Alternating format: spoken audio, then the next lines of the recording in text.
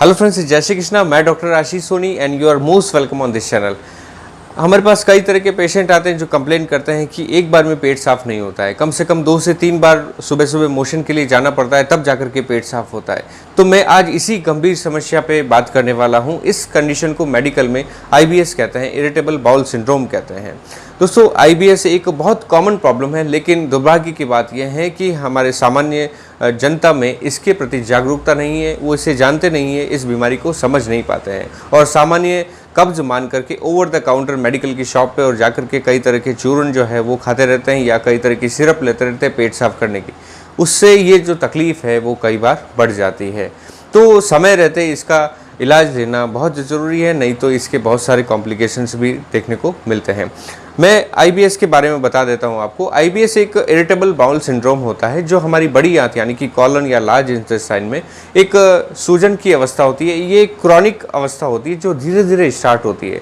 बड़ी आंत में हमारे सूजन आ जाती है और हमारी जो बड़ी आंत की और हमारी जो फ्लोरा है, जो गट होती है, उसकी जो मूवमेंट है वो डिस्टर्ब हो जाती है। कई बार जब मूवमेंट कम होती है तो उसको हम कॉन्स्टिपेशन एसोसिएट IBS कहते हैं। जब मूवमेंट ज़्यादा हो जाती है तो डायरिया एसोसिएट IBS कहते हैं।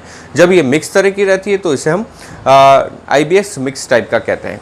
तो यूजुअली हमें डायरिया एसोसिएट IBS ज़्यादा देखने को मिलती है। उसी के बारे में आज मैं डिटेल से बात करने वाला हूँ।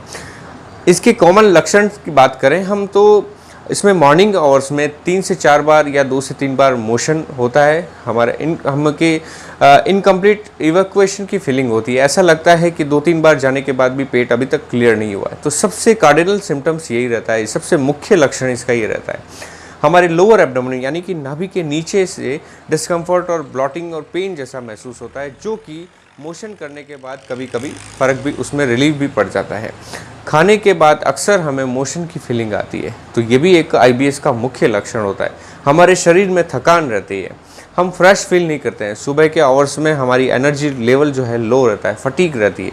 हमारी काफ मसल्स, हमारी पेंडलियाँ में दर्द रह सकता है, ठीक है। और फीमेल्स में कई बार जो मेंस आते हैं उसके पहले भी इस तरह का सिम्टम्स देखने को मिलते हैं। यूरिन की फ्रिक्वेंसी भी कई बार बढ़ जाती है। में पेट में बबलिंग जैसी साउंड यानी कि गुड़गुड़ जैसा साउंड भी देखने को मिल सकता है। तो ये इसके मुख्य लक्षण हो सकते हैं, जिससे आप आसानी से पहचान सकते हैं कि आपको IBS है या फिर एक कॉमन कॉन्स्टिपेशन की प्रॉब्लम है। अब मेडिकल में इसका डायग्नोसिस बनाने के लिए कई तरह के टेस्ट होते हैं, जैसे कि कॉलोनोस्कोपी होती है। कॉलोनोस्कोपी में एक दूरबीन वाला स्कोप होता है, एक पाइप होता है, उसको आपके एनस के थ्रू डाल करके और आपकी जो इंटेस्टाइन की जो वॉल्स होती है उसको देखा जाता है, उसके इन्फ्लेमेटरी चेंजेस को नोट किए जाते हैं। सेकंड स्टूल टेस्ट होता है, उससे भी आपकी जो स्टूल की कंसिस्टेंसी और उसकी जो रूटीन माइक्रोस्कोपिक जो वैल्यू होती है उसको हम देख करके IBS का डायग्नोसिस कर सकते हैं।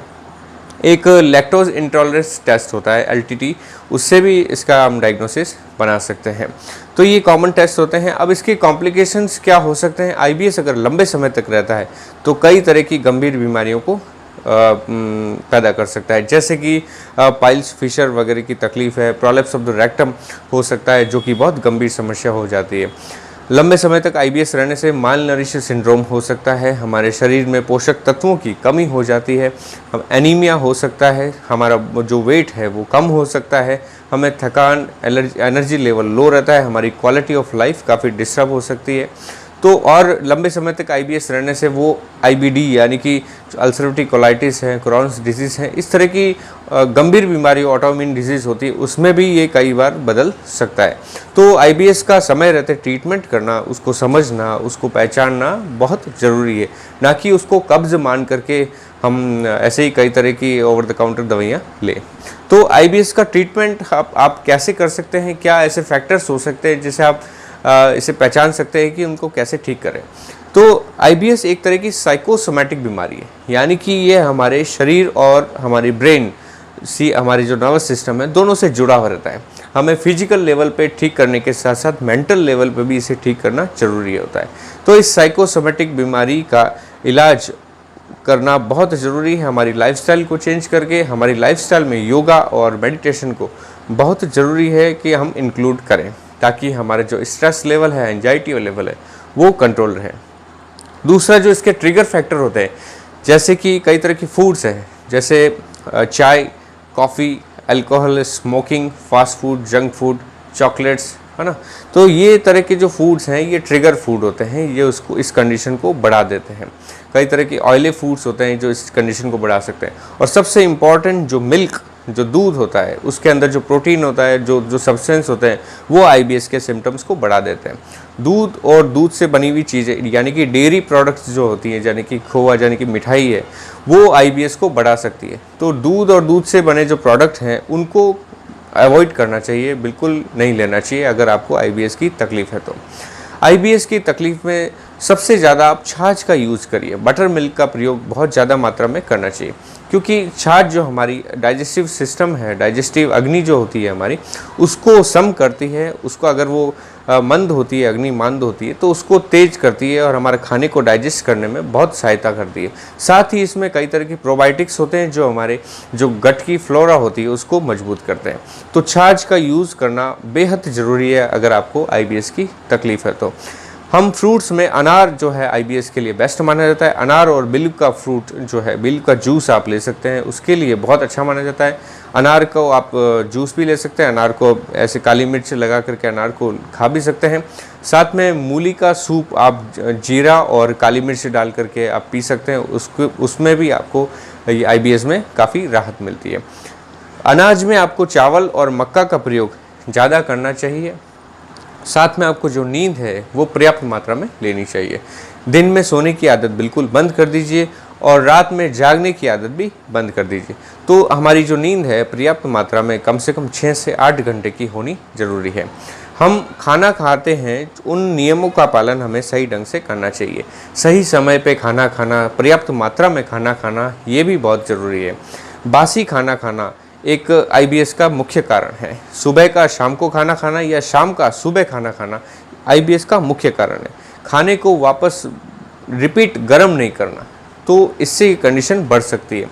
तो ये आईबीएस के जो ट्रिगर फैक्टर्स हैं, जिस हम इनको अवॉइड करना ज़्यादा ज़रूरी है।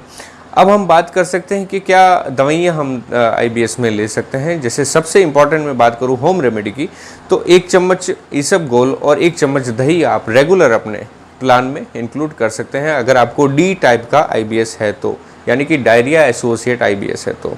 यदि आपके स्टूल में म्यूकस आता है या स्टूल चिपचिपा या लिक्विड टाइप का, सेमी सॉलिड टाइप का रहता है, तो इसबगोल और जो दही है उसको मिला करके आपको रेगुलर रूप ले सकते हैं। साथ में ऐसे बिल्वादी चूर्ण, एक बिल्व जो एक फल आता है, उसको उसके जो कंटेंट्स आते हैं, उसके जो फार्मूलेशन आते हैं, जैसे कि बिल्वादी चूर्ण आता है, बिल्व की टैबलेट भी आती है और बिल्व का च्यवनप्राश भी आता है, अवले भी आता है, कुटज करके एक कंपाउंड आता है, कुटज घनवटी भी आती है। तो ये सारी दवाइयाँ आप किसी भी चिकित्सक की सहायता से ले सकते हैं। लेकिन इसमें एक और इम्पॉर्टेंट चीज़ है, आपकी अग्नि कैसी है, आपकी जो डाइजेस्टिव फायर है वो कैसी है, उसको भी देखा जाता है। तो उसको भी चिकित्सक की सहायता से आपको उसको ठीक करने की भी दवाइयाँ ले सकते हैं। जैसे कि पंचकोल चूर्ण आता है, वो आपकी अग्नि को सही करता है। तो ये डिफरेंट लेवल की जो दवाइयाँ अलग अलग लेवल पे काम करती है। तो इन्हीं दवाइयों के सहारे आप अपने आईबीएस को आसानी से ठीक कर सकते हैं। तो आईबीएस एक बहुत कॉमन और एक गंभीर समस्या है। समय रहते इसे पहचान करके इसका इलाज लिया जाना बहुत ज़रूरी है, इसे समझना बहुत ज़रूरी है। अपनी लाइफस्टाइल को चेंज करके सामान्य रूप से आप इसे आसानी से ठीक कर सकते हैं। तो मेरा ये आईबीएस पे अगर आपको वीडियो अच्छा लगा है तो आप इसको ज़्यादा से ज़्यादा शेयर करिए, ताकि इसके प्रति, ये आईबीएस के प्रति लोग जागरूक हों, उसे पहचान सके, अवेयरनेस फैल सके। मेरा वीडियो बनाने का उद्देश्य जो है पूरा होगा। तब तक के लिए धन्यवाद, नमस्कार, मिलते हैं नेक्स्ट वीडियो में। Thank you.